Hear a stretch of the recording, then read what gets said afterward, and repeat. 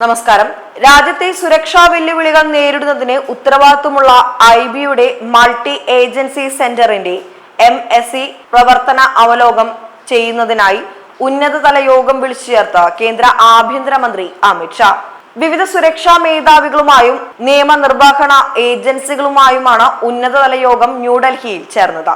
രാജ്യത്ത് ഉയർന്നുവരുന്ന സുരക്ഷാ ഭീഷണിയെ നേരിടാൻ തീവ്രവാദ ശൃംഖലകളുടെയും അവയുടെ പിന്തുണ നൽകുന്ന സംവിധാനങ്ങളുടെയും തകർക്കാൻ എല്ലാ ഏജൻസികളും തമ്മിൽ കൂടുതൽ ഏകോപനം നടത്തണമെന്ന് സുപ്രധാന യോഗത്തിൽ കേന്ദ്ര ആഭ്യന്തരമന്ത്രി ഊന്നി പറഞ്ഞു. പുതിയതും ഉയർന്നുവരുന്നതുമായ സുരക്ഷാ വെല്ലുവിളികളോടുള്ള പ്രതികരണത്തിൽ ഞങ്ങൾ എപ്പോഴും ഒരുപടി മുന്നിലായിരിക്കണം, അമിത്ഷാ ഉദ്യോഗസ്ഥരോട് അറിയിച്ചു.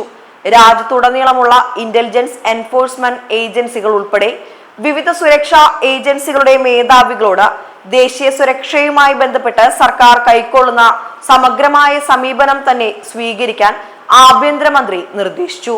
News desk Bharathabhoomi.